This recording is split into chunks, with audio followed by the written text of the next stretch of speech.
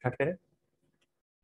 Good morning बच्चों, हम लोग आज ज्योग्राफी के दूसरे फेज में हम लोग पहुंच गए हैं। अभी तक हम लोग देख रहे थे भौतिक भूगोल। भौतिक भूगोल में हम लोगों ने देखा कि पृथ्वी की जो स्थलाकृतियां हैं वह कैसे निर्मित होती हैं, उसके जो आकार हैं उसमें कैसे बदलाव आते हैं, है ना। फिर उसमें हम लोगों ने ब्रह्मांड वगैरह भी देखा, कॉस्मोस वगैरह भी उस भौतिक भूगोल के अंतर्गत पढ़ा। फिर उसमें हमने इंटरनल फोर्सेज और एक्सटर्नल फोर्सेज पढ़ा। हम लोगों ने ये देखा कि महाद्वीप के जो आकार है पहले कैसे थे और वर्तमान में कैसे हैं, है ना। महाद्वीपीय विस्थापन सिद्धांत, प्लेट टेक्टोनिक सिद्धांत, ये सारी चीजें हम लोगों ने देखी। अब हम लोग पढ़ेंगे वायुमंडल या जलवायु विज्ञान। जलवायु विज्ञान में हम लोग मुख्य रूप से देखते हैं कि जो वायुमंडल हमारा है उसका संगठन क्या है, संरचना क्या है, और जो भी वायुमंडलीय दशाएं घटित होती है या वायुमंडलीय घटनाएं घटित होती है जिसमें जलवायु हो गया या फिर मौसम परिवर्तन हो गया, ये सारी चीजें हम लोग देखेंगे जलवायु विज्ञान से संबंधित। ठीक है, तो इसमें सबसे पहले आज हम चर्चा करेंगे वायुमंडल संगठन एवं संरचना। सबसे पहले हम ये जानते हैं कि वायुमंडल क्या है और इसका विस्तार कितनी ऊंचाई तक है।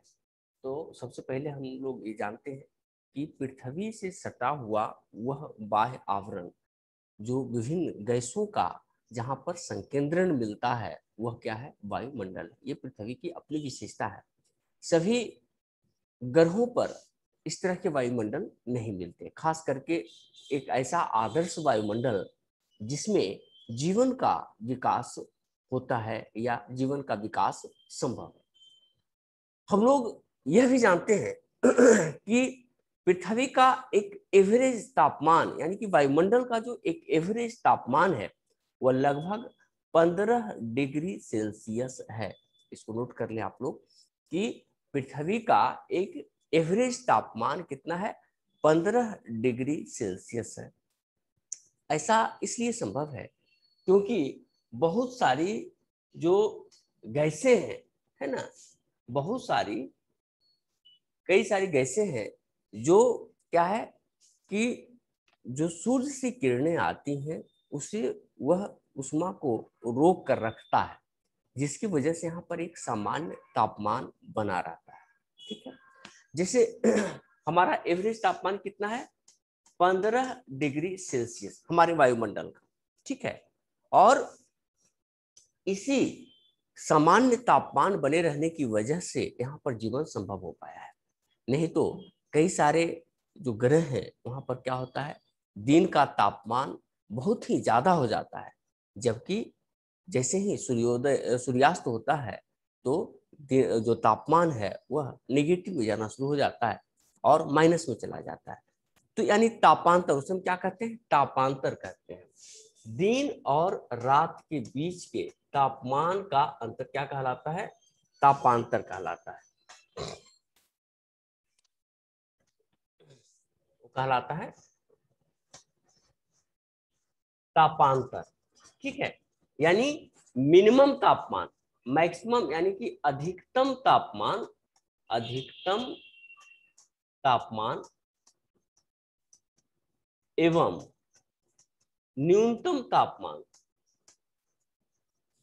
न्यूनतम तापमान के बीच का अंतर, के बीच का अंतर, ये क्या कहलाता है, तापांतर कहलाता है। क्लियर है, यानी अधिकतम तापमान एवं न्यूनतम तापमान के बीच का अंतर कहलाएगा तापांतर।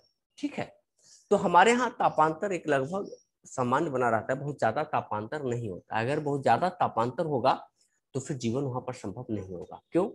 क्योंकि बहुत ज्यादा कभी गर्मी लगेगा आपको और पता चले कि अगले ही पल बहुत ज्यादा ठंडा हो जाए तो क्या होगा, हमारा शरीर बार बार उसके अनुसार से अनुकूलित नहीं हो पाएगा और हम बीमार पड़ने लगेंगे। यही वजह है कि आप देखते होंगे कि जो संक्रमण फेज होता है मौसम का, यानी कि ठंडा से गर्मी या गर्मी से बरसात के बीच का जो काल होता है, जिसमें दोनों के गुण मिलते हैं, तो उस दौरान हम ज्यादा बीमार पड़ते हैं, क्योंकि हमारा शरीर कभी ठंडा झेल रहा होता है, दिन में गर्मी झेल रहा होता है, तो रात में ठंडा झेल रहा होता है। तो ऐसे में हमारा जो शरीर है उसके अनुकूल अपने आप को नहीं ढाल पाता। तो इसलिए यह जो फ्लैक्चुएशन है तापमान का, वह क्या करता है, हमें बीमार बना देता है। तो जब जब कुछ डिग्री सेल्सियस का यह तापांतर होता है, तब तो इतना अंतर पड़ता है, लेकिन जब ग्रहों पर पता चले कि 100 डिग्री का सेल्सियस का अगर तापांतर रहेगा, तब क्या होगा, जीवन एकदम संभव नहीं हो पाएगा। ठीक है, तो हमारी पृथ्वी की यही विशेषता है कि यहाँ पर जो एक सामान्य तापमान है वह बना रहता है, और वह सामान्य तापमान कितना है, 15 डिग्री सेल्सियस है। जैसा कि हम लोग जानते हैं कि सूर्य से जो किरणें आती हैं वो किस रूप में आती है, लघु तरंग दैर्घ्य के रूप में आती है, और यहाँ से जो परावर्तित होती है वह दीर्घ तरंग दैर्घ्य के रूप में परावर्तित होती है। ठीक है, तो लेकिन कुछ गैसें ऐसी है जो क्या करता है कि जो लघु तरंग आती है पृथ्वी पर, उसे वह परावर्तित होने नहीं देता, यानी दीर्घ तरंग दैर्घ्य को परावर्तित होने नहीं देता। लघु तरंग दैर्घ्य को आने देता है, लेकिन दीर्घ तरंग दैर्घ्य को परावर्तित होने नहीं देता है। इसलिए हमारे वायुमंडल का एक सामान्य तापमान बना रहता है, जिसे हम कहते हैं ग्रीन हाउस गैसें। ऐसी गैसें जो इसे मदद करती है, जैसे ऑक्सीजन हो गया, कार्बन डाइऑक्साइड हो गया, मीथेन हो गया, ये सारी जो गैसें हैं, जलवाष्प हो गया, ये सब क्या है, ग्रीन हाउस गैसें हैं। ये हमें तापमान को एक समान तापमान को बनाए रखता है। यह जरूरी है, लेकिन जब इसकी सांद्रता बढ़ जाती है, तब क्या होता है, यह जो हमारा एवरेज जो तापमान 15 डिग्री सेल्सियस, वह बढ़ करके 16 डिग्री 17 डिग्री सेल्सियस जब पहुंचने लगेगा, तो क्या होगा, यहाँ पर जीवन फिर संभव नहीं हो पाएगा। ये कई सारी जैव विविधताओं का खतरा उत्पन्न हो जाएगा, कई सारे जीव जंतु मरने लगेंगे, विलुप्त होने लगेंगे, और क्लाइमेट चेंज होने लगेंगे। तो हम कहते हैं कि क्लाइमेट चेंज हो रहा है, यानी मौसम बदल रहा है, जलवायु परिवर्तन हो रहा है। मौसम बदलना सामान्य घटना है। अभी आपका क्या है कि चक्रवाती विक्षोभ के कारण अभी देख रहे होंगे कि कभी बारिश हो जा रही है, कभी कुछ हो जा रहा है, तो ये क्या है, मौसम है, मौसम का बदलाव हो रहा है। लेकिन 15 या 20 वर्षों के समग्र जो मौसम का एक समेकित स्वरूप होता है, उसे हम कहते हैं जलवायु। तो जब जलवायु परिवर्तन होता है, तब चिंता की विषय होती है, क्योंकि जलवायु परिवर्तन पर्यावरण के लिए ठीक नहीं है, हमारे जो वायोम है उसके लिए ठीक नहीं है। वायोम मतलब क्या होता है, जहाँ पर जल, जमीन और वायुमंडल, ये सारी चीजें, धरातल जब एक साथ जहाँ पर मिलता है, तो वहाँ पर क्या होता है कि विभिन्न जीव जंतु पेड़ पौधों का विकास होता है। ठीक है, तो उसे हम कहते हैं बायोम। तो इस सारी चीजों पर हम चर्चा करेंगे। पृथ्वी पर अलग अलग बायोम है, जैसे सवाना बायोम, भूमध्यसागरीय बायोम, भूमध्यरेखीय बायोम, ठीक है, मानसूनी बायोम। तो ये अलग अलग बायोम में अलग अलग प्रकार के जीव जंतु पेड़ पौधों का विकास होता है। ठीक है, वो बायोम पर निर्भर करता है। बायोम यानी कि वहाँ का मिट्टी कैसी होगी, वहाँ का जलवायु कैसा होगा, वहाँ वर्षा की मात्रा कितनी रहेगी, है ना, इन सारी चीजों पर निर्भर करता है बायोम। ठीक है, तो चलिए, तो ये सारी चीजें थी इसमें, है ना। तो वायुमंडल का जो संगठन है, सबसे पहले हम लोग इसको देखेंगे कि वायुमंडल का संगठन, इसको आप लोग नोट कर सकते हैं कि वायुमंडल में जो संगठन और संरचना है, तो इसमें सबसे ज्यादा जो वायुमंडल है उसमें नाइट्रोजन की मात्रा रहती है। नाइट्रोजन कितना है, N2 78.07%। इसको आप लोग चाहे तो नोट कर सकते हैं। Nitrogen N2 78.07%, oxygen 0. ऑक्सीजन यानी O2 20.93%, ऑर्गन यानी AR 0.93%, कार्बन डाइऑक्साइड यानी CO, पर गलती हो गया, CO2 0.03%, नियॉन 0.02%, हीलियम 0.0005%, ओजोन यानी O3 0.0006%, हाइड्रोजन 0.0005%, है ना।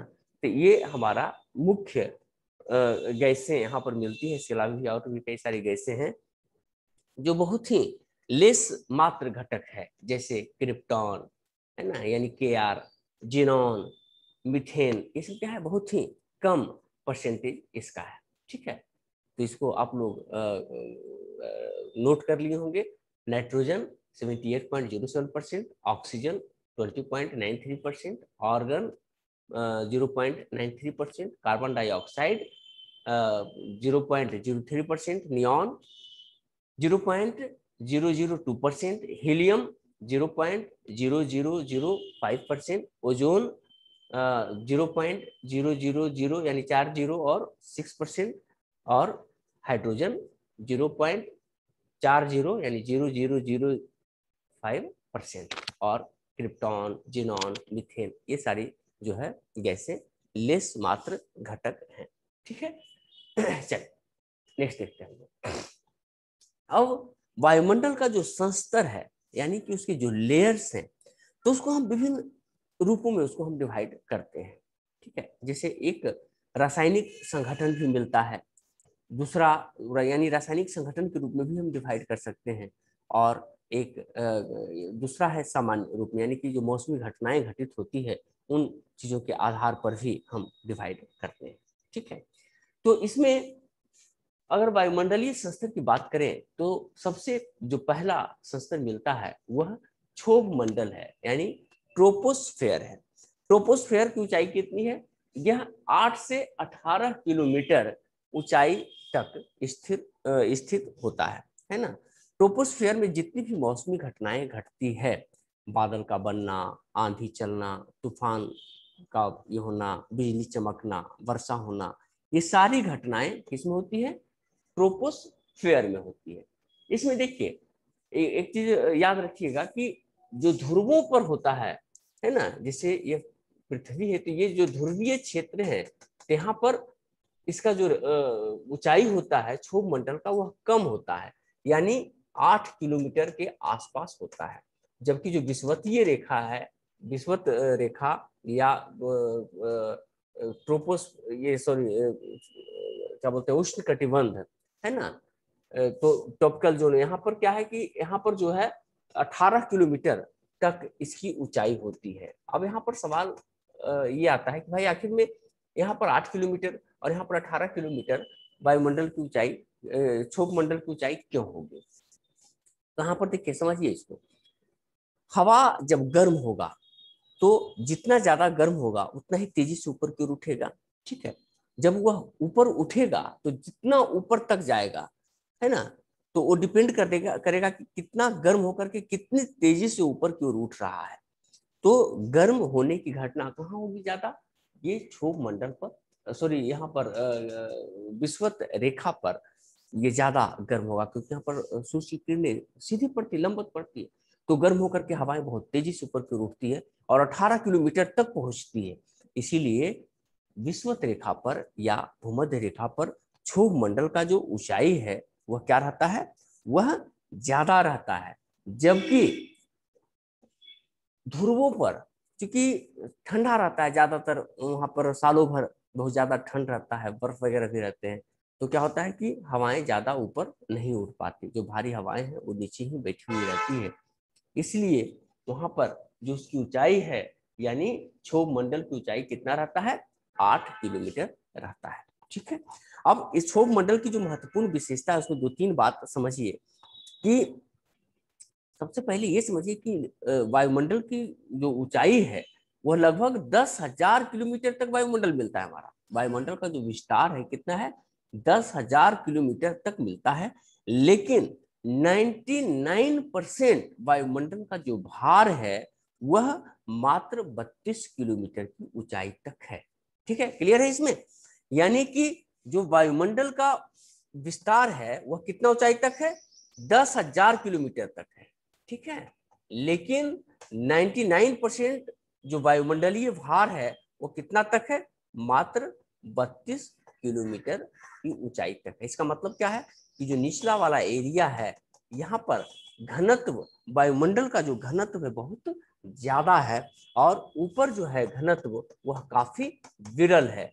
दूसरा ये भी बात है कि ऊपर में हल्की गैसें मिलती है, जबकि जितनी भी भारी गैसें हैं वह निचला लेयर में ज्यादा होता है। ठीक है, ऐसा संभव है, ऐसा इसलिए भी होगा क्योंकि जो गुरुत्वाकर्षण बल है तो उसकी वजह से नीचे जो घनत्व है वह ज्यादा रहेगा, है ना। तो ये भी चीज है। तो ये चीज समझ गया कि जो वायुमंडल का 99% जो भार है कितना रहेगा, 32 किलोमीटर की ऊंचाई तक रहेगा। और जैसे जैसे हम ऊपर जाएंगे तो वायुमंडल का घनत्व क्या होगा, वायुदाब और घनत्व क्या होगा, वह घटता जाएगा। यही वजह है कि जब आप खाना बनाते हैं तो उसमें क्या देखते हैं कि जब आप अधिक ऊंचाई पर यानी पहाड़ पर जाकर के आप खाना बनाते हैं, चावल पकाते हैं, तो वह काफी देर लगता है खाना बनने में। क्यों? क्योंकि वहां पर वायुमंडल का जो घनत्व है या वायुदाब जो है, एयर प्रेशर है, वह कम है। और एयर प्रेशर कम रहने की वजह से जो बॉइलिंग पॉइंट है वह भी कम जाता है। यानी कि जब हम सामान्य वायुदाब पर जब हम खाना पकाते हैं या पानी गर्म करते हैं तो वह 100 डिग्री सेल्सियस पर पानी उबलता है, समझिएगा। जब हम सामान्य वायु दाब पर जब हम खाना पकाते हैं तो जो चावल पकाते हैं या कुछ पकाते हैं तो पानी भी पकाते हैं, जो पानी उबलता है तो वह 100 डिग्री सेल्सियस पर उबलता है। लेकिन जैसे जैसे हम ऊपर जाएंगे यानी कि जहां पर वायुदाब कमता जाएगा तो जो बॉइलिंग पॉइंट है वह भी घटता जाएगा। अब जो 100 डिग्री सेल्सियस पर उबल रहा था वह ऊपर जाकर के पता चलेगा कि 85 डिग्री 60 डिग्री सेल्सियस में उबलने लगेगा। जब 60 डिग्री सेल्सियस में पानी उबलने लगेगा तो यानी कि उसमें जो ताप है वह कम होगा, तो चावल को देर से सिजाएगा। ठीक है, इसी सिद्धांत पर काम करता है आपका कुकर। कुकर में जब हम कुकर लगा करके जब खाना पकाते हैं तो क्या होता है कि वहां का जो दाब है उसको बढ़ा देता है, यानी कुकर के अंदर का जो वायुदाब है, प्रेशर है, वो बढ़ जाता है और वह खाना जल्दी सीज जाता है क्योंकि वहां पर पानी का जो बॉइलिंग पॉइंट है वह भी बढ़ जाता है। ठीक है, यानी 100 डिग्री सेल्सियस की जगह पर अब 110 डिग्री 115 डिग्री सेल्सियस पर वह उबलेगा। ठीक है, तो चावल जल्दी पक जाएगा। ये सारी चीजें होती है। खैर चलिए आगे देखते हैं। तो ये क्लियर हो गया कि 32 किलोमीटर ऊंचाई तक कितना है, 99% वायुमंडल का भार है। ठीक है, और बाकी 1% जो भार है वह 32 किलोमीटर की ऊंचाई वाला क्षेत्र में मिलता है। हम लोग यह भी समझ गए कि जो क्षोभ मंडल है वह ध्रुवों पर उसकी जो ऊंचाई है मात्र 8 किलोमीटर है, जबकि जो विषुवत रेखीय क्षेत्र है वहां पर ऊंचाई उसकी 18 किलोमीटर है।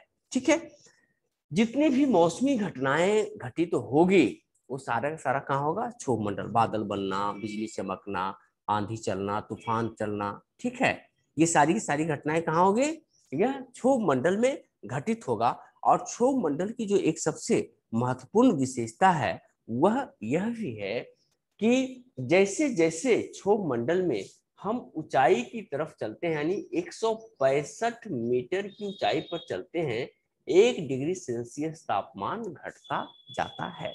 ठीक है, क्लियर है। यानी क्षोभ मंडल की यानी ट्रोपोस्फेयर की एक विशेषता यह भी है कि हम जैसे जैसे हम ऊंचाई की तरफ बढ़ते हैं तो प्रत्येक 165 मीटर की ऊंचाई पर 1 डिग्री सेल्सियस तापमान घट जाएगा। या अगर हम किलोमीटर में कहें तो 1 किलोमीटर की ऊंचाई पर लगभग 6.5 डिग्री सेल्सियस तापमान क्या होगा, घट जाएगा। ठीक है, ट्रोपोस्फेयर। ठीक है, अब इसमें एक चीज और हम समझते हैं कि क्षोभ मंडल के सबसे ऊपरी हिस्से में क्या होता है, एक जेट स्ट्रीम हवाएं चलती है।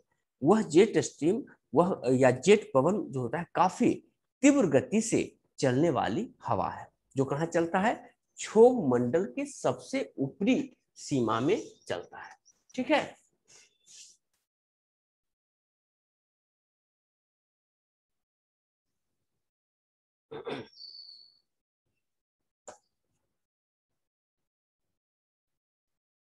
यानी यह जो है इसको ऐसे कर लें, ये 8 किलोमीटर और ये 18 किलोमीटर। ठीक है, ये क्या था, यह क्षोभ मंडल था।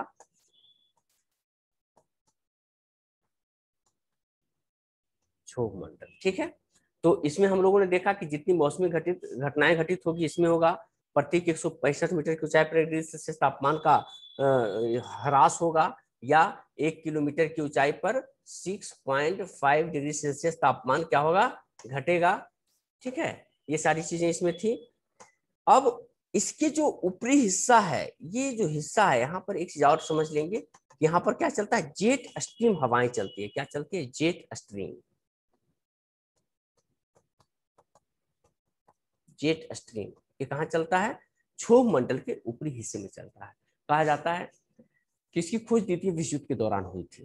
द्वितीय विश्व युद्ध में जापान ने क्या किया कि जाकर के पर्ल हार्बर पर अमेरिका में जाकर के हमला कर दिया। वहाँ का जो भी लोग अपना बना करके रखा था, वहाँ पर जाकर के तहस नहस कर दिया। वहाँ का जो नौसेना और अन्य सारी चीजें थी, सारी चीजों को उसने बर्बाद कर दिया। ठीक है, पर्ल हार्बर बंदरगाह है अमेरिका।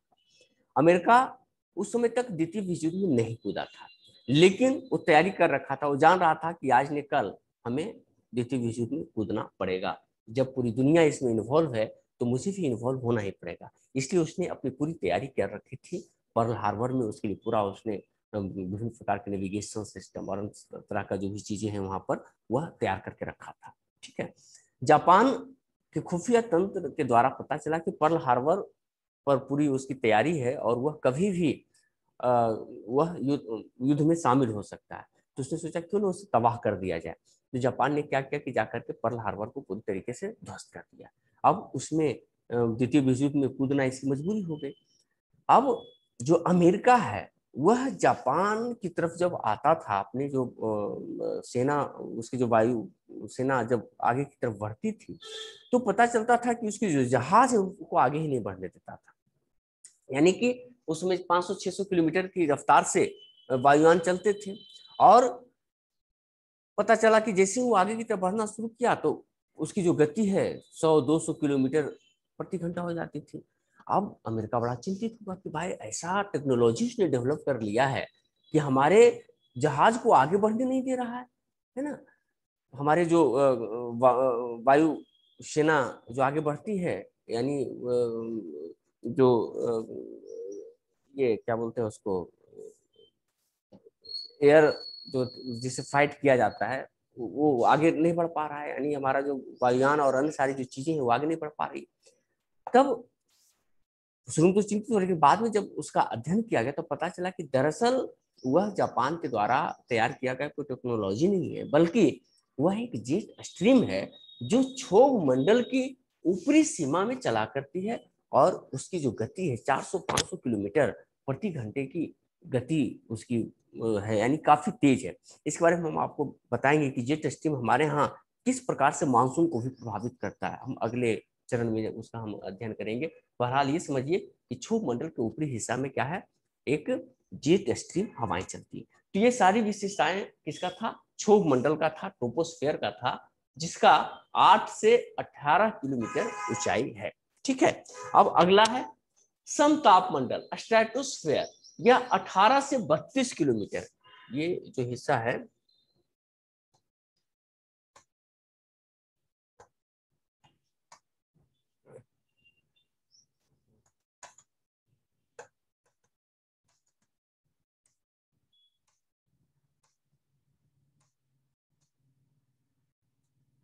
18 से 32 किलोमीटर, इसको ऐसे कर लीजिए, यानी लगभग 32 किलोमीटर जो ऊंचाई है, यहां तक क्या मिलता है, स्ट्रेटोस्फेयर मिलता है, यानी कि समताप मंडल।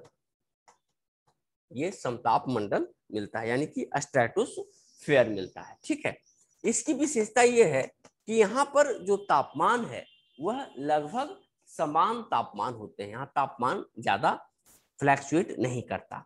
ठीक है, और इसी के ऊपरी हिस्से में अमूमन आप देखिएगा कि यहाँ पर हमने ओजोन मंडल अलग से दिया है 32 से 60 किलोमीटर, लेकिन कई किताबों में आपको समताप मंडल की ऊंचाई देगा लगभग 50 किलोमीटर तक, आपको समताप मंडल की ऊंचाई बताएगा। ठीक है, यानी 50 किलोमीटर तक बताएगा, तो कंफ्यूज नहीं होना है।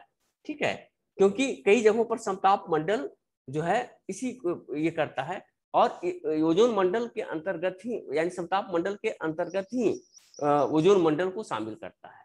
तो यह है ओजोनोस्फीयर या ओजोन मंडल, ओजोन मंडल।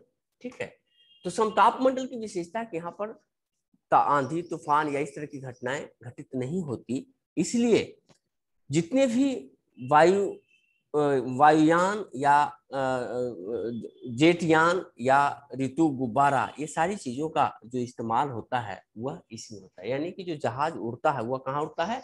समताप मंडल में उड़ता है, 18 किलोमीटर से ऊपर। कहाँ पर? विषुवतीय रेखा, विषुवत रेखीय क्षेत्र में, और अन्य क्षेत्रों पर 8 किलोमीटर, यानी कि समताप क्षोभ मंडल को क्रॉस करके समताप मंडल पहुंचेगा, और वहां पर वह वायुयान और जेट गुब्बारा, यानी कि जेट यान या फिर ऋतु गुब्बारा। ऋतु गुब्बारा क्या होता है? ऋतु गुब्बारा, जब हमारे यहाँ सैटेलाइट का विकास नहीं हुआ था तो बड़े बड़े गुब्बारे बनाए जाते थे, और उसमें हाइड्रोजन गैस और इस तरह का किया जाता था, और उसमें बड़े बड़े कैमरा लगा दिए जाते थे, उसको छोड़ दिया जाता था। वह एक क्षेत्र में जाकर के स्थिर रहता था वहां पर, और वहां से वह फोटो खींच करके भेजा करता था, इसलिए उसे ऋतु गुब्बारा कहते हैं। तो ये सारी चीजें कहाँ पर होती है? समताप मंडल में ये सारी चीजें होती है। ठीक है, तो समताप मंडल की विशेषता, इसके ऊपरी जो हिस्से है वहां पर क्या है? ओजोन मंडल है, या हम ओजोनोस्फीयर को अलग से भी पढ़ते हैं, जो कि 32 से 60 किलोमीटर की ऊंचाई तक लगभग मिलता है, यानी कि 50 किलोमीटर तक अन्य जगहों पर दिखेगा, लेकिन दरअसल ओजोनोस्फीयर जो है वह 60 किलोमीटर तक आपको दिखता है, यानी 32 से लगभग 60 किलोमीटर की ऊंचाई तक ओजोनोस्फीयर है। ओजोनोस्फीयर की क्या विशेषता है?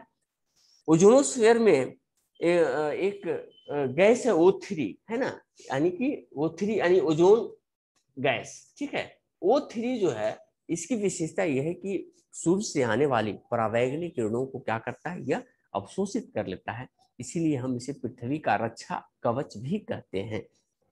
यानी कि यह हमें सूर्य से आने वाली परावैंगनिक किरणों से हमारी रक्षा करता है। ठीक है, हाल के वर्षों में हमारे द्वारा CFC और क्लोरीन गैसें, यानी CFC में सबसे ज्यादा क्लोरीन होता है, तो ये सारी जो गैसें हैं वह क्या करता है? ओजोन को जाकर के तोड़ देता है। जैसे क्लोरीन, क्लोरीन का जो एक अणु है वह लाखों लाख ऑक्सीजन O3 के अणुओं को तोड़ देता है। O3 को तोड़ता है तो क्या करता है कि O को अपने में कर लेता है ना, O3 को, और यहाँ से एक O निकल करके उसमें चला जाता है और O2 बन जाता है। वो एक जो ऑक्सीजन यहाँ से मुक्त हुआ वो फिर दूसरे में जाकर के O3 के साथ प्रतिक्रिया करता है वो, और फिर O2 और प्लस O2 बना देता है। इस प्रकार से एक चेन बन जाता है, और लगातार यह जो चेन है वह क्या करता है कि ओजोनोस्फीयर को, यानी कि ओजोन जो गैस है उसको ऑक्सीजन में कन्वर्ट करता चला जाता है। ठीक है, तो उससे क्या होता है कि ओजोन परत जो हमारा रक्षा कवच है, जो वहां से आने वाली परावैंगनिक किरणों को रोकता है, उसमें छिद्र होने लगता है, उसकी लेयर पतला होने लगती है, और ऐसी स्थिति में ये हमारे लिए हानिकारक होता है। ठीक है, परावैंगनिक किरणें से कैंसर और अन्य प्रकार की बीमारियां होती। सबसे पहले इसे पता चला था चिली वगैरह में, वहां पर यह देखा गया कि वहां की जो भेड़ें हैं वह अंधी हो रही है। तो अंधी होने का वजह पता किया गया कि आखिर में अंधा क्यों हो रहा है, तो पता चला कि दरअसल अल्ट्रावायलेट रे के कारण हो रहा है। फिर और जब अध्ययन किया गया तो यह देखा गया कि जो ओजोनोस्फीयर है अंटार्कटिका क्षेत्र में, अंटार्कटिक क्षेत्र में, वहां पर ओजोनोस्फीयर में छिद्र हो रहा है, यानी कि वहां पर होल हो गया है, और वहां से परावैंगनिक किरणें आ रही है। तो चूंकि चिली उसके करीब था, इसलिए सबसे ज्यादा प्रभाव चिली वगैरह में देखने को मिला था। ठीक है, तो इसे सबसे पहले पता लगाया था डॉवसन नामक एक वैज्ञानिक ने, उसे मापने का एक उपाय खोजा था। तो इसीलिए उसके सम्मान में वह मापक, जिससे हम ओजोन परत की मोटाई मापते हैं, हम डॉवसन इकाई कहते हैं। ठीक है, तो ओजोनोस्फीयर एक हमारे लिए बहुत ही महत्वपूर्ण चीज है। ठीक है, और ये हमें इससे रक्षा करता है। तो ये सारी चीजें थी इसमें। अब ये सारी जो अभी तक जो था, ये समताप मंडल यानी कि सम मंडल के नाम से जाना जाता है, यानी कि यहाँ पर लगभग एक समान किस्म का ये सारी चीजें रहती हैं। इसके बाद हम देखते हैं आयन मंडल है, आयनोस्फीयर। आयनोस्फीयर में क्या है? 60 से 640 किलोमीटर की ऊंचाई पर क्या मिलता है, आयन मंडल मिलता है। आयन मंडल की विशेषता है कि इसमें आवेशित कण बहुत ज्यादा होते हैं, यानी विद्युत आवेशित कणों की इसमें प्रधानता होती है। और विद्युत आवेशित कण होने की वजह से जो हम यहाँ से रेडियो तरंगे भेजते हैं, तो रेडियो तरंगों को क्या करता है, वह वापस कर देता है। यह कई लेयर में बटा हुआ है, वह डी लेयर है, ई लेयर है, एफ लेयर है, जी लेयर है, यानी डी से लेकर के डी ई एफ जी तक इसमें लेयर मिलते हैं। और हम लोग क्या जानते हैं, एक लेयर नहीं, यहाँ पर क्या है, आयनोस्फीयर जो है, ये इसकी ऊंचाई कहाँ तक, 640 किलोमीटर तक मिलता है। कौन, 640 किलोमीटर तक मिलता है। ये वाला जो एरिया है, यानी कि 60 से लेकर के 640 किलोमीटर तक का जो क्षेत्र है, यह आयन मंडल के नाम से जाना जाता है। आयन मंडल है ना। और इसकी विशेषता क्या है कि यहाँ पर रेडियो एक्टिव यानी विद्युत तरंगे यहाँ पर रहती है बहुत ज्यादा। और इस वजह से क्या होता है कि जो हमारे रेडियो तरंगे हैं, उसको क्या करता है, वह परावर्तित कर देता है। और इसी की वजह से हम रेडियो वगैरह का हम यूज कर पाते हैं। हम यहाँ से अपने आवाज को क्या करते हैं, रेडियो तरंग के रूप में कन्वर्ट करके वायुमंडल में छोड़ देते हैं, या वहां जाता है, वहां से वापस लौटता है, और फिर उसे हम ट्रांसमीटर की सहायता से उस रेडियो तरंग को पकड़ करके और फिर से हम उसे वॉइस तरंग के रूप में उसे कन्वर्ट कर देते हैं। तो यह डी लेयर, ई लेयर, एफ लेयर, जी लेयर है ना के रूप में है। तो अलग अलग वेव्स होते हैं, अलग अलग, जैसे आप देखते होंगे कितना हर्ट्ज, इतना हर्ट्ज, ये हर्ट्ज क्या है, वेवलेंथ है। तो उसी वेवलेंथ के हिसाब से वह लौटता है। जिस वेवलेंथ का हम भेजते हैं, तो अलग अलग वेवलेंथ अलग अलग लेयर से लौटता है। ठीक है, तो ये सारी चीजें हैं। और इसके ऊपर हम जाएंगे तो फिर बाह्य वायुमंडल है, जो 640 किलोमीटर से लेकर के लगभग 1000 किलोमीटर की ऊंचाई तक मिलता है। ठीक है, जिसमें N2 है, O2 है, हीलियम है, H2 है, ये सारी गैसें वहां पर मिलती है। ठीक है, रासायनिक संगठन के दृष्टिकोण से भी देखेंगे तो हम इसमें 4 परत में मुख्य रूप से हम डिवाइड करते हैं। जिसे नाइट्रोजन परत, यह 100 किलोमीटर से 200 किलोमीटर की ऊंचाई तक मिलता है। कौन, नाइट्रोजन परत। नाइट्रोजन चूंकि अपेक्षाकृत ज्यादा भारी है, इसलिए नाइट्रोजन सबसे ज्यादा निचले हिस्से में रहता है। इसी प्रकार से 200 से 1000 किलोमीटर की ऊंचाई तक ऑक्सीजन परत मिलता है। फिर 1000 से 3500 किलोमीटर की ऊंचाई तक कौन सा मिलता है, हीलियम परत मिलता है।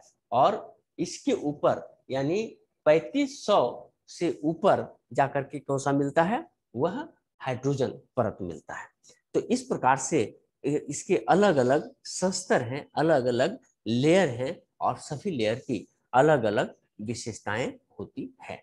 ठीक है, तो ये सारी चीजें इसमें पढ़नी थी। अब इसमें जो है इसके आगे जो हम लोग देखेंगे, तो तापमान में विषमता कहाँ कहाँ पर होता है, ये ट्रोपोस्फेयर, ये क्या बोलते हैं, उष्ण कटिबंध, शीतोष्ण कटिबंध, शीत कटिबंध, ये सारी चीजों को हम लोग देखेंगे। फिर हम लोग उष्मा बजट पढ़ेंगे कि उष्मा बजट, विभिन्न अक्षांशों पर उष्मा बजट क्या होता है। फिर इसमें हम लोग देखेंगे कि तापमान का जो व्युत्क्रमण या प्रतिलोमन है, वह क्या है। फिर हम लोग देखेंगे कि रुद्धोष्ण तथा एडियाबेटिक परिवर्तन क्या होते हैं, तापमान में विसंगतियां कैसे आती है। ठीक है, फिर उष्मा द्वीप क्या है, यानी कि हीट आइलैंड्स क्या हैं। इन सारी चीजों के बारे में भी हम लोग अध्ययन करेंगे अलग अलग चैप्टर में। ठीक है, इससे संबंधित अगर किसी को कोई कंफ्यूजन है, कोई सवाल है जो नहीं समझ पाए हैं आप, तो आप सवाल कर सकते हैं। किसी का कोई सवाल है कि नहीं बच्चे का?